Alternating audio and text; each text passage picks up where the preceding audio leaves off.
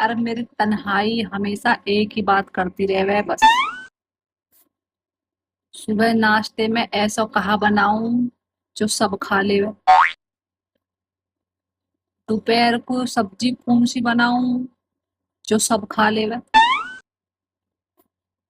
शाम को खाने में क्या बनाऊं जो सब खा ले। पर सब सब न खाते, अलग अलग ही खावे।